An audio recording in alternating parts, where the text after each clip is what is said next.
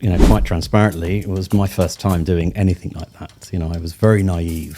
The first check was probably the hardest, but I think every step was actually quite difficult, but for different reasons. Series A, okay, we've definitely got something here. Let's put some more venture capital into this to really sort of go and scale and grow. Series B, okay, now we've really got to some scale. Let's go and really put the foot on the sort of accelerator. And that's kind of where we got to with Hoolah, was around that Series B. We were raising a Series B. The problem is getting from idea market fit to product market fit. And that is the difficulty I think that a lot of people have. But again, it really requires that depth of analysis and understanding of the customer. I had a good job, I had a nice place. I often joke about this, although it wasn't that cool. I had a wife at the time and a daughter, which ultimately didn't follow all the way through building business. That's a big bit of startup advice. Look after your family. But going through that process, it was really the personal experience. I remember moving all of that away, getting rid of it all. I was living with two other people in a shared apartment at the age of 40.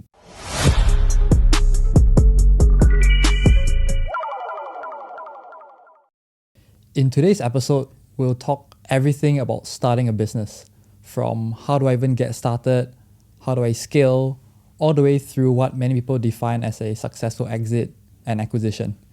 And I'm super pleased to have a very special guest with me today who has really been through all of it.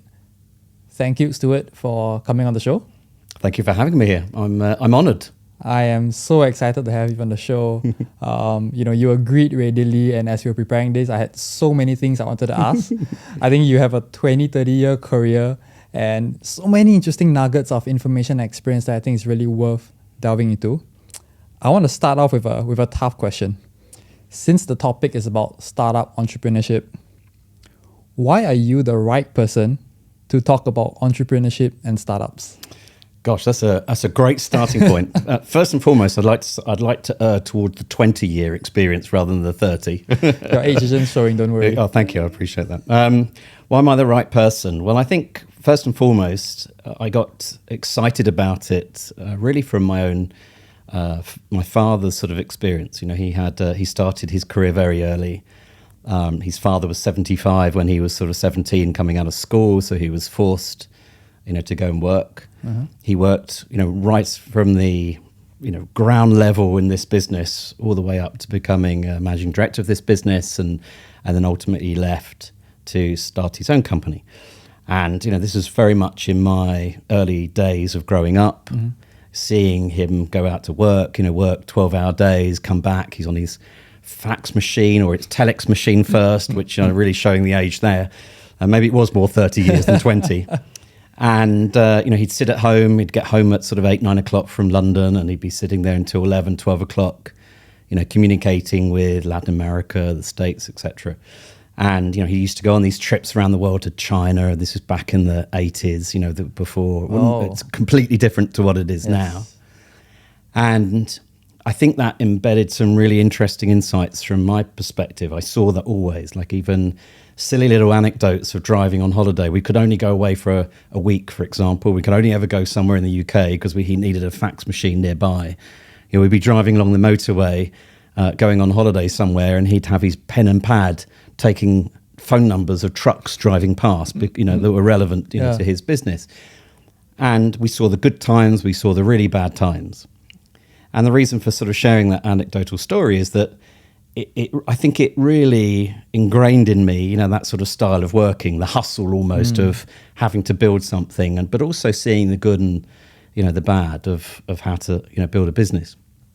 And so I think that always was embedded within me, but then I went off on a corporate journey, which I think was quite important. But there was always, for me at least, perhaps personality-wise or character-wise, a niggling doubt that this was not something that I necessarily liked. I was never very good at one, being patient, and two, sort of shuffling papers, and perhaps I'm degrading, sort of corporate experience here.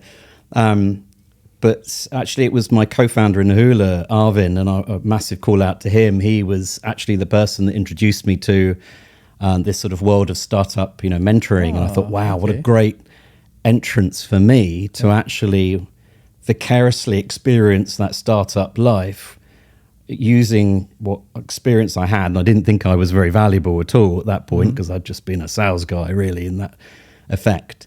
And he was ultimately the one that brought me along, and we got really sort of involved in it, and I loved it. And actually turned out that I had quite a lot to give, people, because especially when you have perhaps technical or product or specific vertical founders that have no commercial, sales, marketing, revenue experience, which I had plenty of to give, and there was always a really lovely sort of glove-like fit in terms of what I could bring a lot of these guys. And the irony was that it was actually giving me an awful lot. So there was the sort of those two things, and ultimately it was that taking that big jump off the proverbial cliff to go and sort of set up my first startup business, which was a reasonable success, and I'd like to reasonable is an understatement. Well, you look back on it, and ultimately we were building a business. There's a lot of hyperbole around startups, but ultimately, we had an opportunity, we saw a gap, we built something, and we went on this journey. And there was a lot of good stuff, there was a lot of not so good stuff, if I'm honest. But it was an incredible learning journey. And then ultimately I've done it again, which perhaps wasn't quite as successful, but it was interesting again to really use some of those skills, experiences, knowledge to really hone in on how to go and build a startup. And I've continued to do that startup advisory across the board into multiple different types of businesses. So it's a very long-winded answer to a very short question, but I'd like to think that I've got a bit of experience there. I like the analogy from something that hit you so profoundly since you were young. This is something that you're mirroring and you're observing all the way to going through the corporate world, which many people are before they then decide to take the leap into startups, right? And I think you have had a number of ventures there. The most successful, and I think something that people would resonate with is, of course, Hoolah, that was acquired by ShopBack. As I was kind of looking through your 20 years, 30 years journey, and if I had to bucket into 3 phases, this was how I kind of like simplified it, right? I'm curious now. the life story of Stuart. It started in sales and telecom. This is through Vodafone, Verizon. This is kind of like the foundations, right? And then, the payments and finance world with WorldPay, with Hoolah, with where you are right now with CreditLink. It's kind of like the breakout, the standout moments of your career. And now it's like the next phase where you start going into startup mentorship. I saw you were at a startup bootcamp mentor. You are doing fractional consulting all the way to a lecturer at SMU. So really that phase of like giving back and sharing. So these 3 phases of your life very neatly describes, this transformation of how you got into startups. And you said that startups is more of it giving value to you instead of you wanting to give value, which is honestly the first time I've heard about that. Like, is my description of these 3 phases of your life like accurate or debatable? Yeah, I'd say so. Yeah, I mean, I've always, I think when I was younger, coming out of university, I've always tried to not commit myself too much, which is a terrible thing to say, perhaps. And I often describe myself as a jack of all trades, master of nothing, which can be good things and not so good things. But the start of the career was definitely sort of focused around sales, and I think. The interesting thing for me is, 1, it was technology, 2, it was sort of sales, and it really was a fantastic grounding because you didn't really need to know the ins and outs of the technology. It was really around what that value was, what could you actually bring. And the interesting thing I always see from my perspective coming into this sort of startup space or thinking about building businesses is when you're a sales guy, the first thing you need to do is understand the customer. What do they need? Who are they? How do they make money? What's their plans to go and grow, build, etc.? And so when you look at it from a startup perspective, that's really the same thing, right? How can I build? How can I make money? What's the model I'm going to, and how can I help you, effectively? So it's actually very similar. And I quite like, the sort of sales experience. And so actually I think it's a extension almost of that, bringing it into that sort of part of my career. And, you talk about the giving back. I think it's actually that's driving that personally, because I love that opportunity to learn and take something from someone else that's thinking about growing. And it's that I've had all this experience. What's the point of having it if you can't give it back? And that's kind of where I come from. And it's almost a common phrase for me. How can I help? because actually that's really exciting of helping others to go through that process. You talk about the jack of all trades. Have you heard of this book called Range? I haven't, no. Sounds like one I need to read. It's interesting because I feel like it resonated with me. It mentions about, jack of all trades and how in this current world, maybe you should be a broad skill set thinker rather than someone who specializes, right? They gave two examples, the Roger Federer and the Tiger Woods. Tiger Woods was someone... I have read this, actually. Yes, you're right. From I do young, know just golf all the way, and he became who he is today. Roger Federer tried almost like 5-10 different sports before he decides to specialize, right? So I think that was... It made me feel a lot more comfortable knowing that, okay, it's okay to be a jack of all trades, and there are roles in this society today that fits this, right? Be it sales, maybe startups. People say that maybe people who join startups are often either jobless or they couldn't find a job, but maybe there's a world for them. And I think we'll talk a lot about it today as to who's suitable to even do a startup, who should do a business, because I think it's something that many people think about. Often they think about from the financial aspects, but I think one thing you've already made it clear is it's actually quite liberating and enjoyable even as a lifestyle. So we'll definitely go into that. Maybe we can start off, a little bit into your time at Hoolah, right? I think it was from 2017 to 2021. How did Hoolah even start? Because 2017 BNPL was buy now pay later was very, very nascent. How did this idea even come about?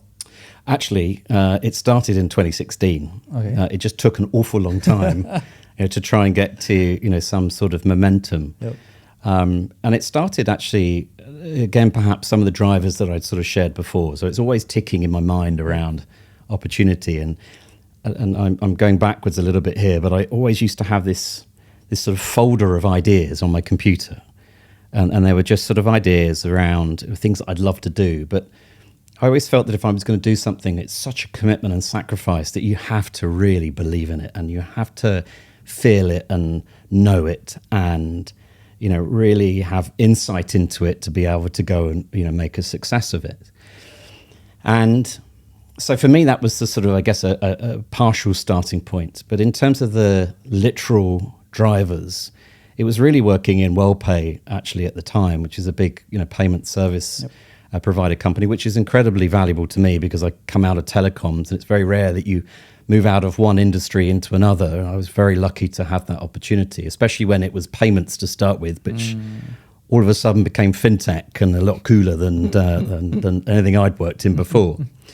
But the real interesting things are the drivers, at least from that perspective. One, we'd done a lot of work with Klarna in Europe, for example. Okay.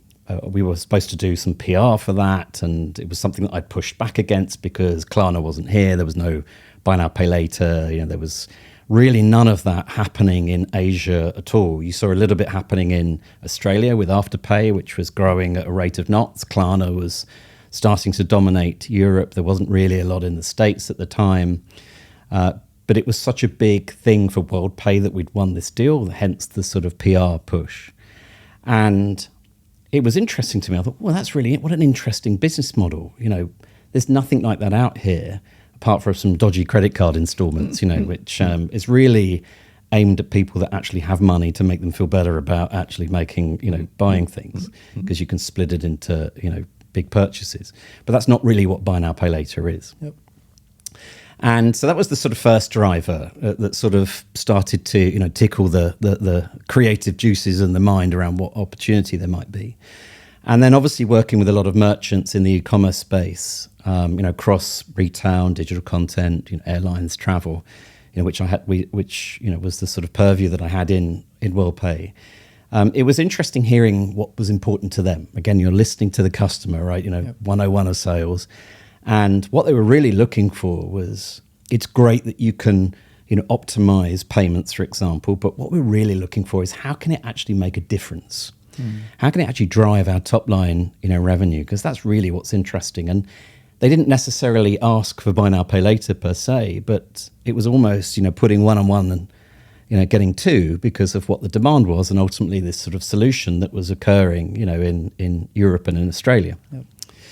And then really it was the sort of the final thing I think was, really the realization of, one, that opportunity being there, two, the mindset and timing. And three, I think this sort of opportunity for that was just potentially huge. You've got this incredible consumer population across Southeast Asia and Asia as a whole that's arguably being driven by completely different drivers than has occurred in the past, i.e. social media. And what I learnt about sort of Chinese culture, for example, was very much around save, don't spend money, but credit cards were either a big thing or not a big thing. There was actually a lot of credit card debt for a lot of that sort of generation, which we obviously sort of learnt a lot about from research around the business model. And what we saw, though, was the younger generation were not being driven by that previous generation of influence. It was being driven by this, the latest model having the latest T-shirt, or the latest influencer with the latest shoes. And it was, I want that. I want to be like that. It's sort of an aspirational element of this younger generation of sort of millennials, really, which were, when sort of Hoolah was engaging that market. So it was really about, that sort of see now, want now, buy now, but actually pay later, which was sort of really the context of how it all came up. So really they were the drivers around, at least thinking through that as an opportunity, at the time. So it's kind of like insights that you've got at your corporate job. You saw some industrial trends and you saw a gap in the market. This reminds me a lot of, what Jeff Bezos had when he was at the PE firm, right? He saw that e-commerce sales were through the roof. He decided, I'm just going to quit my comfy PE job. Yeah. He told his boss about it. The boss was like, you must be crazy. Yeah. And today I think it's a very different outcome. Maybe not so crazy after all. Yeah, but, not so crazy after all. And it was, I remember the day. I remember it was a Tuesday. I think it was a Tuesday, Wednesday morning. I was sitting in the office. It was freezing cold in there because of the air conditioning, ironically. It was raining outside. It felt like being back in England, on a summer's day. And it was, I just remember that thinking, wow, what an opportunity. If no one's doing it, why can't I do it? There is the big question, because actually it's not quite that easy. But, that was the drive. That was the starting point behind, really the thinking. And in those 2 weeks, help me understand the decision-making flow. You were at WorldPay. You saw this trend. What are the first 10 things that you had to do to really get this started? Because 10 things, wow. I think the 0 to 1 is the most difficult. There's no playbook. No one, has a very, factual step. But the best way to learn is really through experience. So, I think there's a lot of content out there on how to do this, on a step-by-step. Yep. And obviously we'd sort of read about that, but it was very hard we didn't really follow any method or methodology in terms of what we did. It was trying to think about what are the things we needed to sort of validate to sort of see if this was actually going to be, worth doing. So there was the consumer side, there was the merchant side, there was the payment side. How could we make that business model work? If we start getting a little bit more technical, there's elements around how do we manage risk, how do we manage debt and capital, how long does the installments need to be, how do we make money? Yep. All of these sort of components were sort of things. And I remember writing this huge business model document. It's 90 pages long, and it covered everything. Even down to, how we were going to run the business, what the culture and values were going to be, because those were all important things. And a little bit like my dissertation my thesis at university, it was put in a box and forgotten about. Probably got it somewhere. But it actually did give us a little bit of an idea around, how we needed to go and think around, what that business was going to be. So that was the sort of first step. And then going out to merchants, of course, that was really important. If we do this and deliver this, is this going to be interesting, to you? And I was very fortunate, a friend of mine was the guy that built Lazada, Max Bittner. He was, a good mate. And, we went to him with, a couple of ideas around this, and he was very kind to give us a letter of intent. Ultimately, although the irony was that we never got onto Lazada in the end. There was a lot of other stories I think that he can probably tell himself around that story, and that journey. But at least it gave us that sort of opportunity to say, here is merchant demand of what might be good. And this was a time when BNPL wasn't very common in Southeast Asia, right? So It wasn't at all. There was was it nothing. difficult to explain the concept of it? So that was an interesting question as well, because I remember our first marketing efforts. Okay. You go out there with buy now, pay later, and people are going, "Oh, what's that?" Yeah. So we actually had to mold some of that narrative to the customers using that sort of installments language, because that's what people understood. But the interesting challenge around that was then trying to define the difference between credit card installments. And actually, it was one of the first big pivot or changes that we had to make, was driven off the back of some of that misunderstanding, from a consumer perspective. I.e., we'd taken like the afterpay model of every 2 payments every month, or a payment every 2 weeks.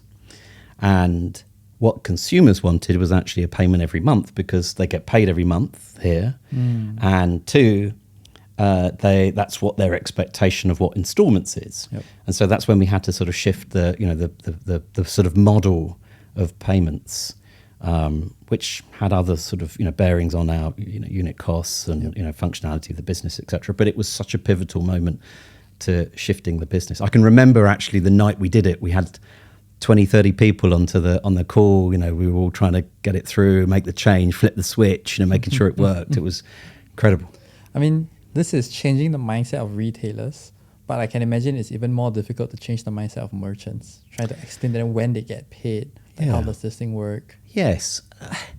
Although, to be honest, again, I guess because I've had that experience in sales, I had a rough idea of what we needed to sort of sell and how to sell it. And because there were a couple of companies that were already doing it reasonably successfully, you can borrow some of that narrative of what they're using to go and position it. There was a big furniture store here, which is one of our first clients, which I won't name the name, but they were incredibly supportive. But I remember our first sales deck that I went and sort of pitched with, and it was dreadful. It was nothing short of very basic, embarrassing, and awful.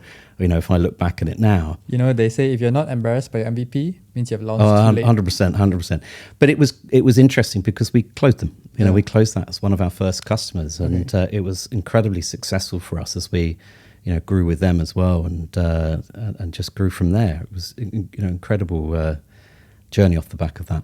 Just using a bit of your past experience and really turning this into like a real life, in demand, real time startup masterclass, right? What I'm hearing is, before the startup happened, you used the LOI as a source of validation, but this also is a great bargaining chip if you intend to raise funds or anything. And sounds like really on, you then went to close this furniture company. Do you think that is a viable option for you to kickstart the business, get something that's written, some kind of commitment that there is some kind of like sales or willingness to pay? Would you think that's the best barometer? I mean, if we start putting this into methodology of a startup, the first validation ultimately is, one, can I make money out of this? Yep. And is a customer going to be willing to buy first and then willing to pay? Because if they're not going to be able to achieve any of those things, you haven't really got a business there. Yep. It's sort of a fallacy in sales almost, and especially perhaps in Asia as well, which I've experienced in sales. There's the yes, that sounds really interesting, and then disappear off the face of the earth when you're trying to follow up. And so getting that commitment, and then actually getting people to reach into their pockets and go, yes, this is really going to solve something for me, and then actually pay more than perhaps what they're paying now. Yeah. It was a really important element and starting point for in the business, and getting that positioning. Because I also think 101 in current, let's say among friends or the startup community, they often go ahead with like, hey, this is the idea that I want to build. I want to build an app, blah blah. But monetization actually isn't like the first few things that people think about, right? The one school of thinking is, if I can get 1 million people using it, monetization can be an afterthought. Like, what's your take on that? I'm maybe a little bit old school, and I like making money. So, for me, it's quite important. I think it made a lot of sense, perhaps at a certain time. The sort of entrepreneurial journey, it can be somewhat undulating in the context of, or cycles, perhaps. Depending on financial, economic, external factors. We went through a period where there was a lot of investment monies. There was a lot of demand to go and drive, this customer base and eyeball, and then we'll worry about monetizing later. You sort of saw that. Mm-hmm. Now that whole market has shifted, and it's now, how can we make money? How can we build something sustainable, which is a good thing, although it still creates additional challenges around, how to structure that business, how to get that growth. Mm-hmm. But I'm always of the thinking, really, that, you kind of want to at least have an idea of how you're going to make money, Yep.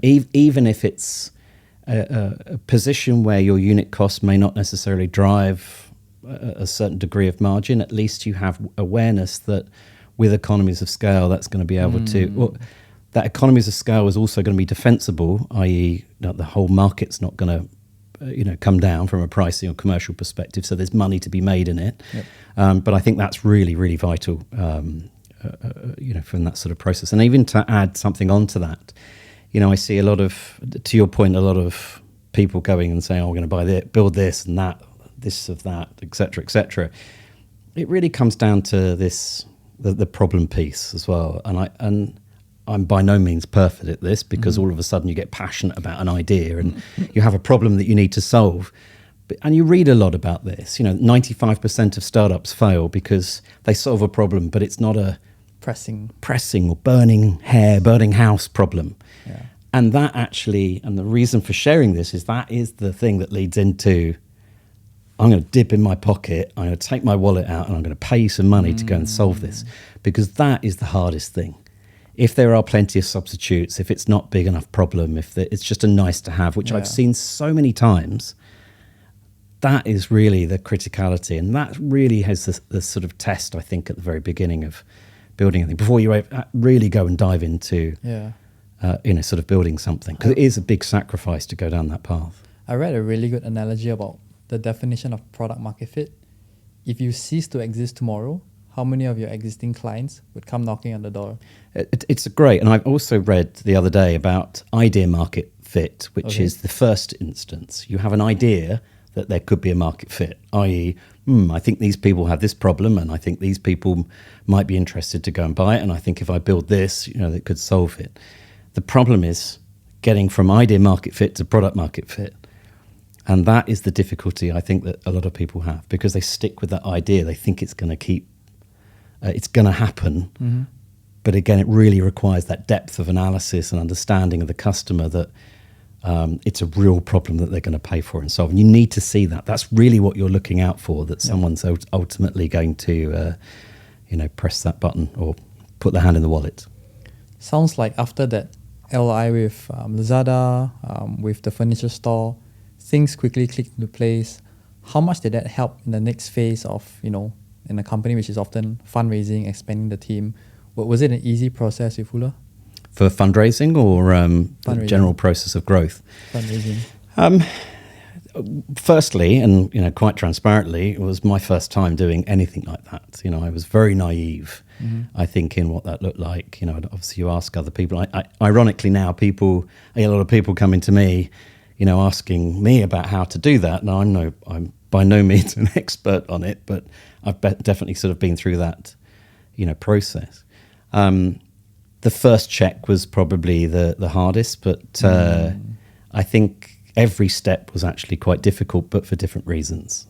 Purely, I think, because of the different requirements and the different positioning that ultimately each step requires. So, ideation, early traction at sort of pre-seed, seed, Series A, okay, we've definitely got something here. Let's put some more venture capital into this to really sort of go and scale and grow, this business. But here are the metrics that's proving that. And then Series B, okay, now we've really got to some scale. Let's go and really put the foot on the sort of accelerator. And that's kind of where we got to with Hoolah, was around that Series B. We were raising a Series B. And the investors also change. The narrative changes. The questions change around what it looks like. You're really sort of turning this from an idea now into, you're really looking at the financial metrics and performance of the business and some of those sort of key, facets of a real company and a real business. So it was none of it was easy at all, difficult for all different reasons. But the first check was arguably the hardest, because one, how how do you value a company when there's nothing, right? It was literally, finger in the air, and I've learned a little bit about, perhaps sort of some of that as well now. These days it's even sort of, more difficult or different, at least perhaps, just because the valuations are, there's a different way of looking things, I think now, which is good as well. I think it's a really good thing. But I think a lot of the stuff that we'd done around validation, back to your question, some of the team members that we'd got on board at that point, a lot of the work we'd put in, I think, into the basic foundations of it, like a financial model, financial forecast, which, my friend Andy, who became our CFO, did a lot of that at the beginning, and he was brilliant in supporting us in doing that. It really helped, I think, to cement that we've got an opportunity here. And that was really the starting point of getting that. And again, very fortunate to the investors that came in and supported us on that journey at the beginning. It's so true that the seed or the pre-A round is actually most difficult, because how do you put a number when everything is just like 2 months of track record, 3 months of track record, right?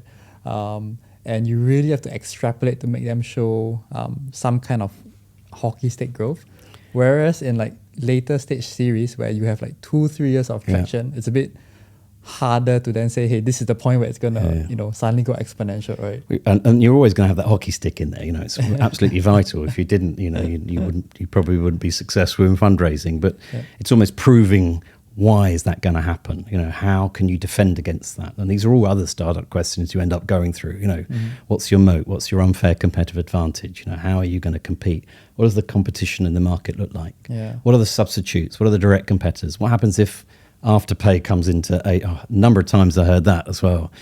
And then it's ultimately, the research and the work you've done, the depth of detail that you've gone into, and the proof points perhaps, which is again, sort of the basics of selling, feature benefit proof, this is what we're doing, this is how it's going to happen, and here's the proof why we think we're going to be able to go and create a moat around the business. Yeah. And we've heard many ways for people to want to start their own company, right?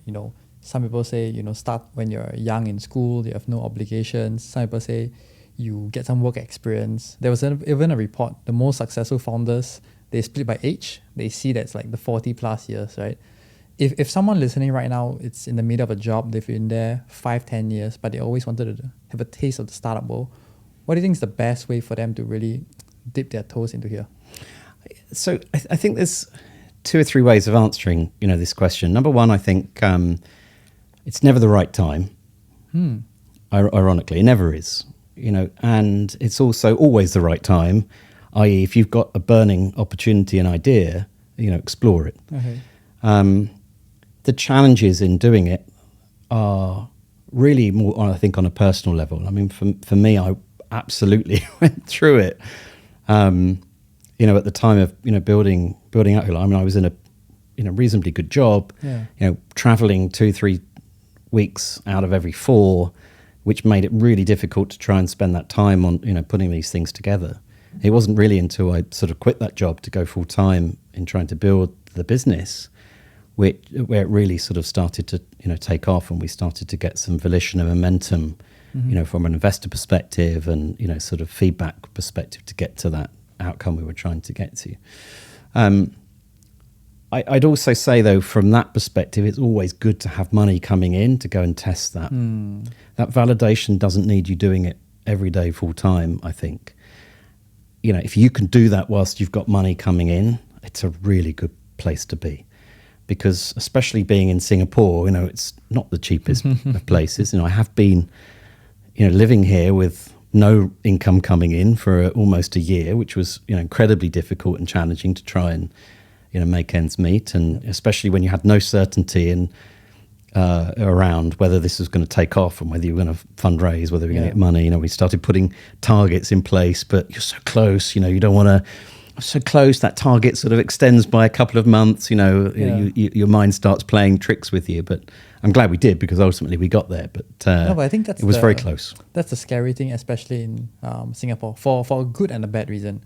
The good reason is it's very safe, right? I tell a few friends that it's hard to be jobless in Singapore, it's hard to be homeless in Singapore, so you always know that there's a safety net. But the flip side is also true. If, let's say, you try this startup thing and it doesn't fly, 3-4 months of having no income, it's difficult, cost of living and everything. So I feel like we're sandwiched between these two extremes that makes it really hard to take that leap of faith. So if let's say, I'm right now someone in a banking job, how do I kind of decide to dip my toes? You're saying that I should try and maybe take time after work, do a little bit of something, get some validation, get some, in the format of an LI or some kind of like sales, right? Yeah. How do I decide what's right for me? Should I go with something that I'm passionate about, or should I go to where capital is flowing to? Well, that's a good one. Because not every passion can be quote unquote monetizable. Well, here's an example, and one how we connected. Yep. The Heroes business that we put a lot of effort into trying to sort of build the foundations of that, and it was a passion project, most definitely. But it was passionate because it impacted my life and, or at least my social group, so to speak. Actually, memories almost, or connections that I had, and it was something I felt quite strongly about. But it was definitely not a place where investment monies were going into. And then you ended up having to try and sort of position it slightly differently. It's a fintech marketing platform, which it technically was, but ultimately the focus or the reason to exist was to solve something completely different. Yep. And definitely that struggled, because it wasn't in the focus point maybe a year before, or perhaps if there was an AI component, which is maybe the the next part of that story anyway, as we've talked about numerous times. I think that maybe that would have then started to get some traction, because, as you said, it's more of a popular sort of theme, and investors tend to work like that, right or wrong. And I understand why. There is a cycle. The cycle is around a particular theme. Narrative. There is a narrative. There is money going into it. There is, if other people are putting capital into this, there is a future point of potential that that you're investing into, and so you can understand why that happens. I mean, it makes a lot of sense. Yep. I don't think it's necessarily right or wrong, to go either way. Sometimes it's important to perhaps think about actually how that technology that can be a component of whatever you're trying to sort of solve. Probably the next question is it a venture capital backed business anyway? You don't need to go and raise money. That's true. You can build a company doing whatever you want, buy low, sell high. I mean, it doesn't need to be some sort of tech platform to be able to do that. So an entrepreneurial, activities is not governed by just venture capital. It's governed by an intent to go and build something from nothing, because that's really all it is. Yep. Venture capital money is really just putting a bit of fuel on a fire, but the fire still exists. Yeah. Either way. It's so interesting you brought up that example, because let's say when I just got out of college, my visualization of a startup is, Forbes, VC back, ABC closed 10 million. But I start to be envious about those companies that don't take VC money, 100% equity holders, and it's just a really good cash flow business. And sometimes this entrepreneurship, if you think about it, this entrepreneurship spirit sometimes doesn't even have to accumulate in a startup. There are terms of like intrapreneur. Yeah. Can you launch a new vertical in an existing company, right? So I think that spirit is probably more important. The form, just maybe some of it seems a little bit more flashy. The news likes to report it, but that is so true, because you don't always have to go into what's the hype. AI is definitely the hype right now. You don't have to just do that. If you are passionate about a cleaning business, if you're passionate about sports for that matter, right? Like that, I think grants a lot of fulfillment as well. To interject quickly. Yeah, go for it. I think the important thing, it kind of comes back to something we said earlier on, is just knowing that there is a problem to solve and it's big enough. Whether or not, whatever path you take, I think I've become a bit of a realist. Maybe I'm just sort of getting more miserable in my old age, but after my 30 years of experience. But it's really, I think, I get frustrated almost, I think, these days when I sort of see, the AI of this and Web3 of that. Yeah. because it's really, the technology is almost irrelevant, at least at the front door of an opportunity. The opportunity is the problem you're trying to solve. The technology is really just a mechanism to solve. That's how I've been in tech and sales for all of my career. I say this, and whoever is listening to this that might know might know what I'm like. I'm the one that they keep well away from the red button because I'm the one that will probably break it and destroy everything and lose everything, because my relationship with technology is a stretch at best. But it's the value that technology, the opportunity, I think, is always seeing, how can I solve this? How can I make something that's going to really solve this problem at scale, and be worth the sacrifice to go and ultimately sort of achieve, what we want to achieve? How can I actually, even asking the questions, how can I build a competitive advantage around this? How can I make money out of it, fundamentally? Yep. So that's kind of, I think, the approach I sort of think. Yep. If I fast forward timelines a little bit, one of a successful outcome of a startup is, people talk about getting IPO, getting acquired. You have personally went through that, right? I would say it's probably one of the more prominent acquisitions in the Singapore tech scene. Hoolah was acquired by ShopBack. Help me understand, what is the actual process of an acquisition? Does someone drop you a LinkedIn message? How does that even happen? It's interesting, thinking about that. We never thought about it at all, really. We never really talked about it to begin with. At least from my perspective, if you're building something, the driver should always, again, be about that passion of solving that problem and building something of value. If you're going in it purely for money, I don't hold anyone, I don't hold anything against anyone that does that, but I think the driver is slightly different in terms of what you're trying to achieve. And, when we went down that path, as I said, we never really thought about what that might be as an outcome. You often get asked, especially later stage, from investors, what are you thinking around what an exit might be? Is it an IPO? Is it an exit? Do you sort of sell the assets of the business? I mean, in reality, you get to a point where someone actually wants to buy what you've built. I mean, that is incredible. Small wins.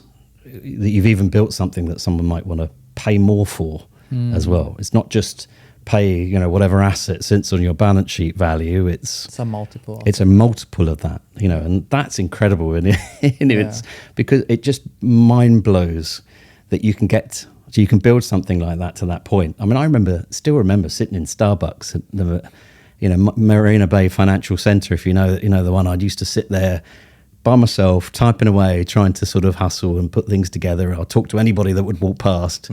I'm building, buy now, pay later, etc. So it's really mad to think about, that this was ever an outcome. Yeah.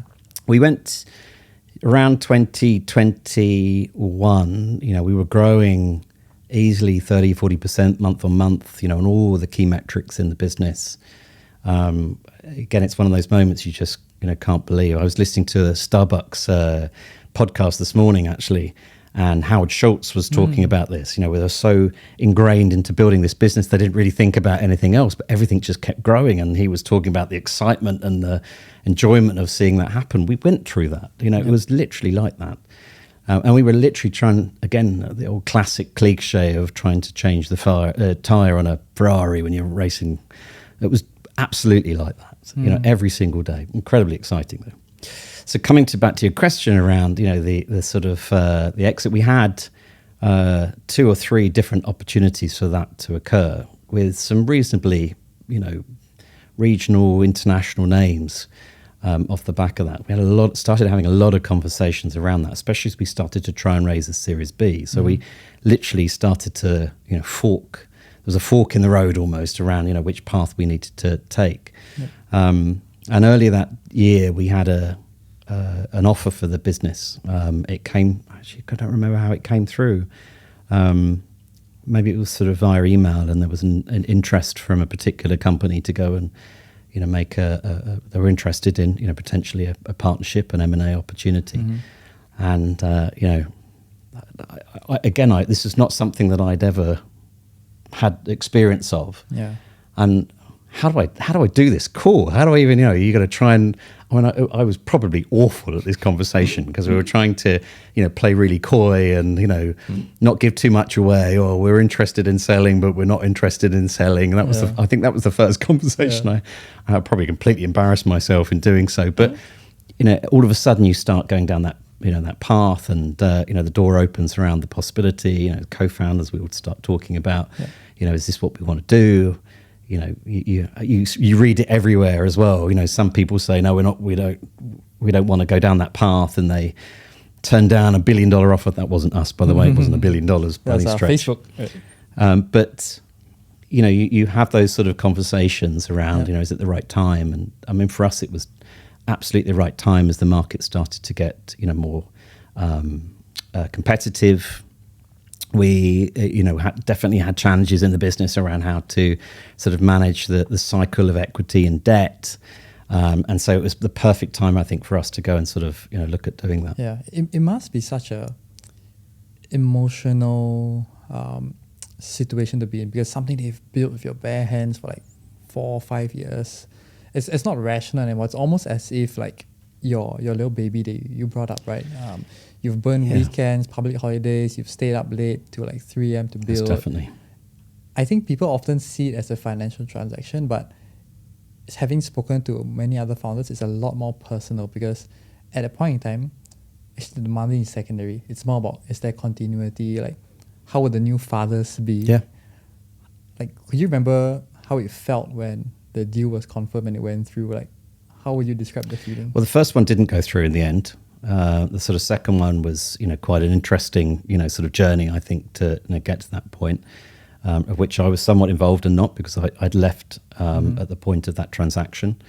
But the first, transaction going through that process was, it was incredibly exciting, but there were so many different variables that we needed to try and sort of manage, and people that were ultimately involved in it, from investors to the buyers, to the people that were doing the assessments, to our own team, trying to manage, operations, keep building the business at the same time. And the time elements that you alluded to were incredibly challenging, trying to keep your eye on everything, and inevitably something was going to fall as well.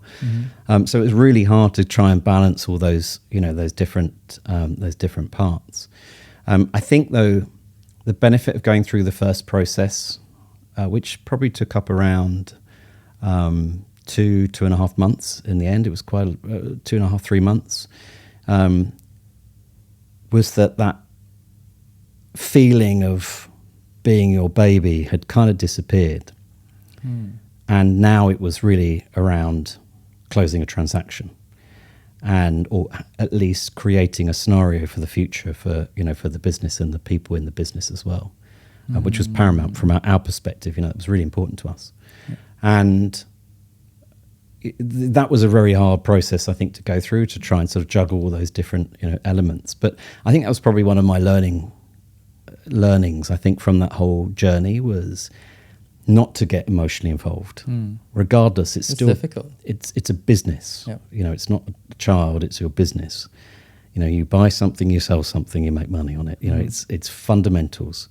The brand is really, what is the brand really worth? Is it are you really in love with that brand? I remember we did a complete takeover of Vivo City train station, and it was Hoolah, and I stood there genuinely for about 20-30 minutes just in awe of the fact that this silly brand name that we'd come up with previously was sort of plastered all over this train station. And it was interesting to sort of take that all in, and I genuinely stood there for ages just looking at it all. I couldn't believe it. But I think it was interesting that, again, that started to, when you realise that it is a transaction, you are with investors, there's money, right? There's financial transaction in the end of the day, and it really is just an entity that you're selling that makes money. Yeah. It's so interesting, because we talked about the starting of a company through how people can make that first leap if they're in a corporate job. We talked about acquisition. That was your founder's hat, your corporate hat. Maybe now switching gears a little bit as a startup mentor hat, right? how do I start something if I have $0? Like, let's say we take an example. I love sneakers. A lot of sneaker buffs are around. How do I start something when I have $0? Yeah, me too, by the way. I'm a sneakerhead, and although most of my sneaker investment goes to my daughter these days, because I think that's something that I've given her, unfortunately or fortunately. Dollars is the big thing. I actually always remember going to this sort of round table lunch, a few years before, and we were talking about startups. This is pre, Hoolah. Mm-hmm. And we were talking about startups and how to do it. And I remember I sort of put my hand up to make a comment, and I made a comment, sort of referencing the fact that I've got this great startup. I was talking to my daughter anecdotally, and I sort of said, Daddy's got this great startup idea, but it means that you're not going to be able to eat or go to school for the next, foreseeable future. And that is ultimately, what it's like. Mm-hmm. So you need to have some of that capital, in place.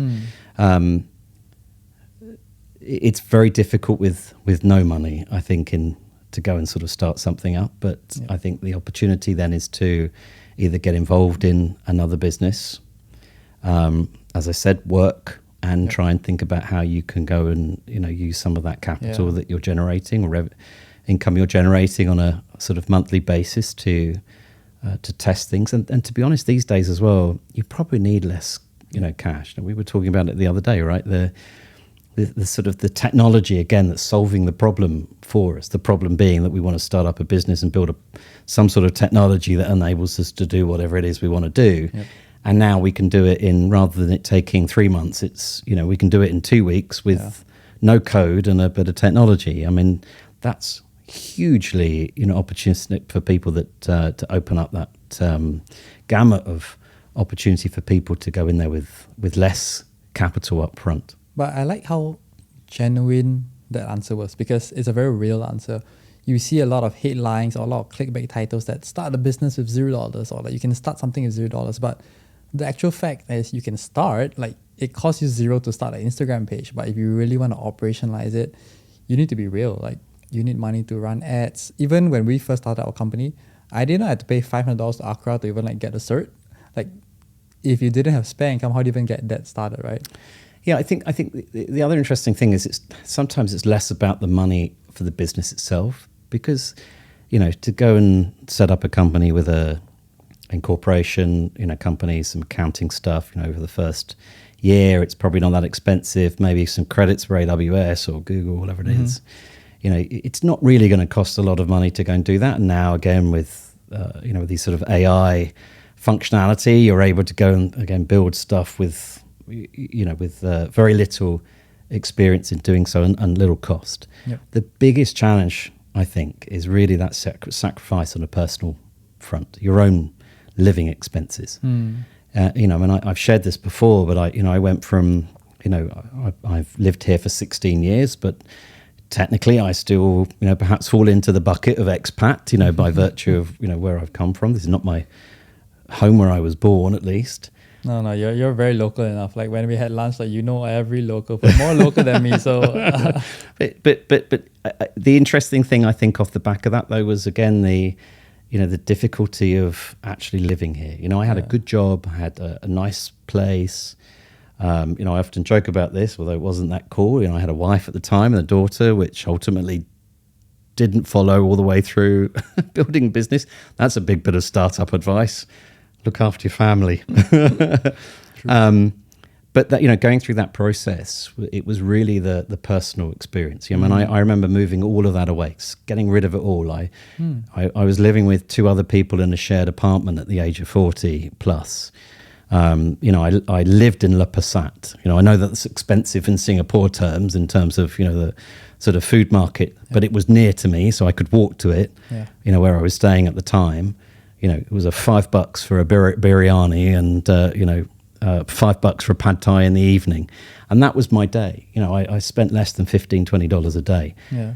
Bus everywhere if you needed to do it, et cetera, et cetera. And I was able to manage that. Now, if you've got a family and everything else that comes off the back of that, it's very, very, very difficult to go and operate with no money. Yep. I tell a lot of students who, they reach out for advice sometimes, and I tell them that it's so valuable to maximize your university days.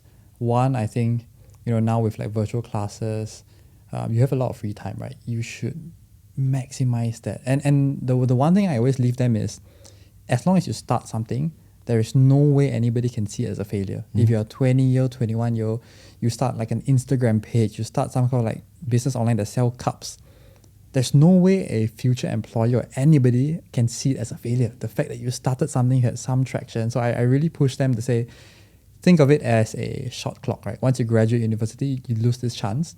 And you get so much extra leverage as a young startup person. Your school university is willing to give you free advertisement in the school email, or you need a booth, come down, you want a career fair, you want a little subsidized shop at our office, at our school, do it. So I often tell young people, do it because the obligations are so low. And I think you've definitely hit the nail on the head. I think actually though, there's always support for everybody at any stage as well, though. And we were talking about the place we were with the IMDA, for example, where we were very lucky to get some space there for the second business, the Heroes business, and we had access to so many facilities for us to do that. It was free of charge. We didn't have to pay for anything, but the support was incredible. Now here was a slightly different business and perhaps a slightly different structure and team and process that we went through, but that support was there. And I'm definitely not a student at all, at this stage of my life. Although I will say that I think everything is a little learning process, and it's such a cliche to say that, but it genuinely is. I mean, I look back at everything I learned in Hoolah, then applied that in the next business, and then some of the stuff I learned from that as well was immense as to why that didn't perhaps achieve the same outcomes. And then everything else that I've done, including a lot of the startup advisory work that I've done, you're always learning, and that's really the benefit. And to your point around sort of starting and failing, again, it's a cliche, but failing is fantastic because you really have to go and dig deep in terms of what and why. And my goodness me, it's the best outcome. If you're humble enough, I think, to understand that as to why, or want to understand as to why that didn't happen. We talked a little bit about something that's a bit contradictory. We said that we need a little bit of money, you need capital to start. But here we are saying that, if you're young, if you're a student, you should go do it, right? But normally students equal no money. But I often give them this example. I'm sure you're familiar with the company Zappos, right? The shoes company. I read a story about how they started, right? Yeah, you're nodding. So he wasn't sure whether people was willing to buy shoes on the internet. He didn't go and buy 1,000 shoes of inventory. He went to the shoe shop downstairs his house, take pictures of the shoes and post it up. If someone were to place an order, he would just walk down, order, and manually deliver it. And even sometimes he would give a slight discount just to see a slight discount, or sometimes a slight premium to see how much people would impute the value of a delivery. And at the start, people were like, you're crazy. I can't try the shoe. I can't see and feel it. Why would I want to buy it? But I love that story of how at the start it's often sweat equity. Just put in the hours. And an example like that, you didn't need any money. So I think kind of that's one way when I try and tell people that it's true that you don't need money to kind of validate the idea, get some initial traction, or even like test whether you even resonate or can you identify a problem. But maybe the money aspect comes a little bit later when you want to incorporate, hire a team and all that. So I think even to now, that story still resonates with me. Well, validation like that is free, as you said. And having conversations with people and getting a letter of intent, for example, is reasonably free. It's more time, and if someone's willing to give you time, that's incredibly powerful. And maybe that's an indication as well of opportunity. But again, it comes down to the sort of conversation at the beginning around validating. What are the first things that you have to do? Validating is absolutely part of that. And that's exactly what he was doing. It was just part of that validation, and it's done. People tend to find a way to do it sort of separately, but that's part of the hustle. Around building anything for that matter. So true. That's so true. As we come to the end of it, I've got to shoot you a couple of quick fire questions as you put on this like mental hat. If you had $10,000 today and you had to start a business, what would you do? Whoa. Well, it's interesting. So there's a perhaps an experience-based response to that.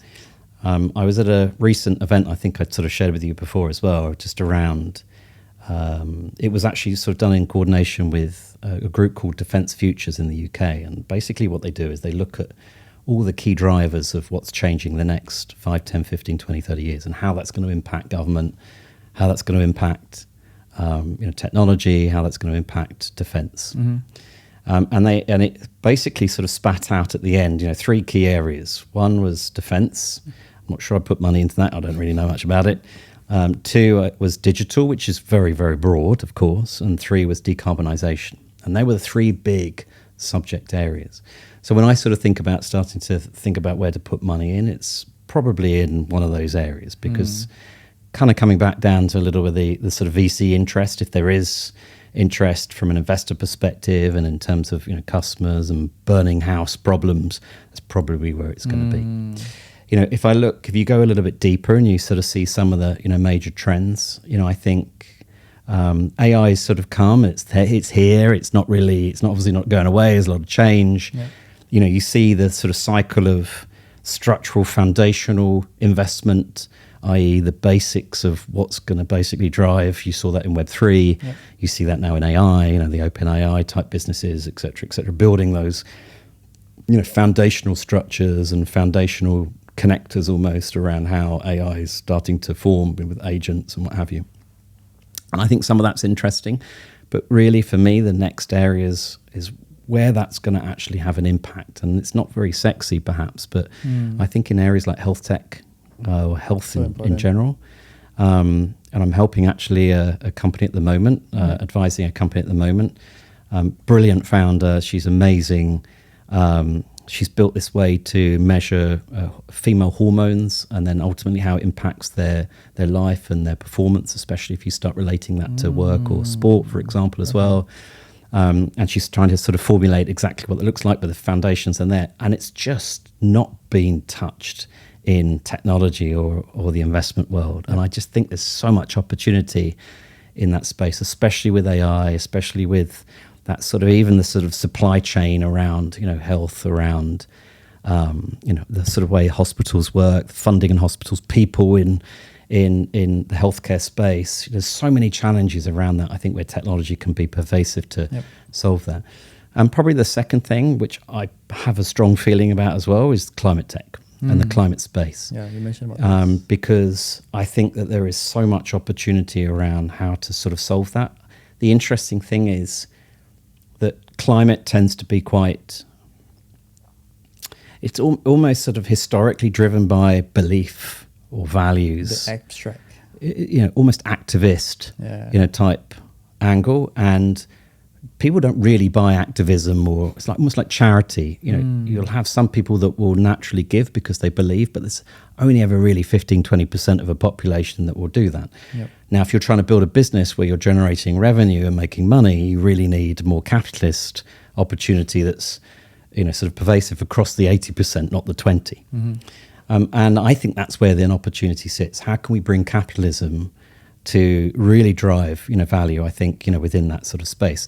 It was interesting. I was watching a program the other day about Impossible Meat and, for example, how they were growing sort of $1.5 billion of revenue. And then all of a sudden they've sort of come back down for a whole multitude of, reasons, whether it was economy, whether it was economic conditions, especially from a consumer perspective. There was a lot of talk around, whether it was actually healthy for you. But fundamentally, you look at some of the problems like the Philippines, for example, that, at least from what I understand and have read, it's literally getting to a point where the the ability to actually produce food for the population that continues to grow is literally at a max, which means you either go and invest and buy and build loads of new farms to go and with some alternative, or you need an alternative to go and feed that population, and you're going to get to a really critical point. Now, is it Impossible Meat, for example, as a brand that's going to go and solve that? I don't know.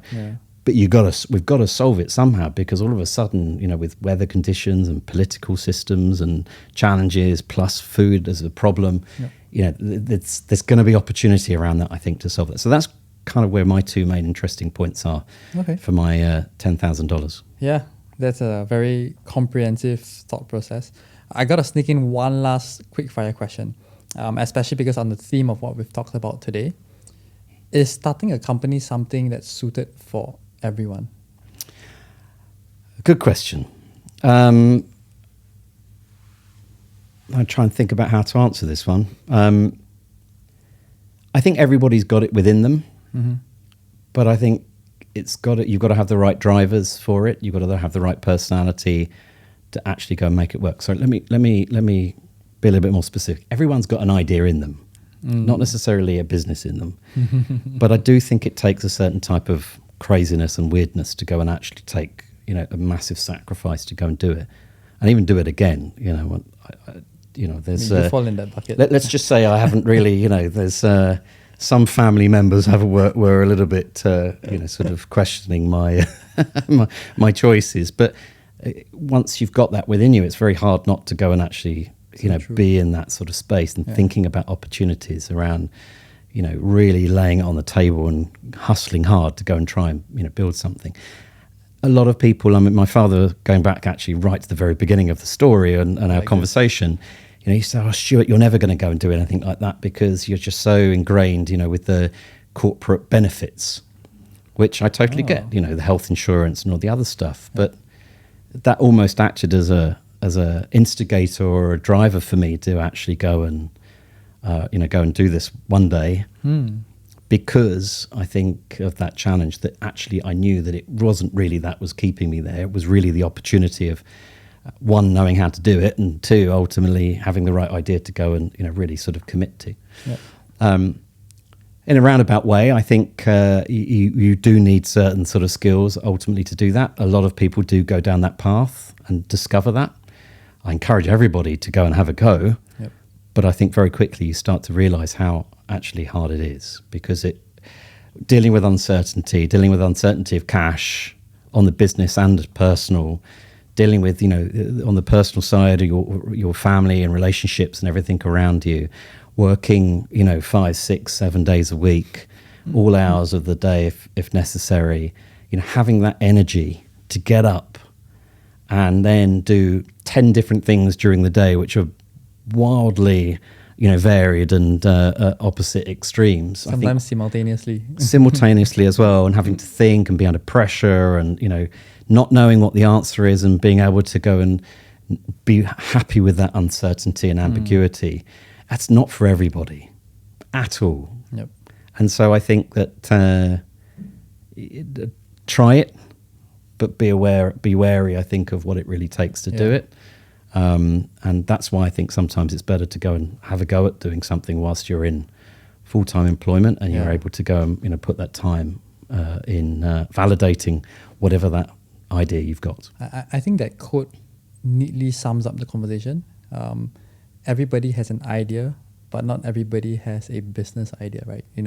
It covers things that we talked about before, about funding, personality, profitability, profit margin. And I think this session was a very insightful session. We hear about the glitz and the glamour of starting a business, starting a company. One thing, sorry, mate, to interrupt you. One thing I will share, I think it's really important to think about who you might do it with. You can be a solo entrepreneur for sure, but I think it's also your team of people that plug those gaps that perhaps you have and offer something. It's almost like, your Mission Impossible. Who do I need in my team to go and complete this mission, this impossible mission? Because it really is. And I think that's where, the power is. And I call out to, my co-founders, we didn't always see eye to eye, and we probably still don't, but, it was an incredible journey, I think, with them. And, they certainly sort of plugged a lot of gaps that I had. And I'd like to think that I might have helped in the opposite direction. No, it's so true. It's almost like a marriage. You need to find the right people, work through the good times and the bad times. And I think these insights really give people a first-hand taste of what it's actually like, and have that mental exercise before they decide to do something. Because you don't want to start something and end up like, oh crap, like, do I continue it? Do I stop it? Thank you for coming on, Stuart. This was invaluable, and I really appreciate your experience. Thank you for having me. Again, I'm completely honoured to go and be invited here and to talk. Thank you. Thank you so much, Stuart.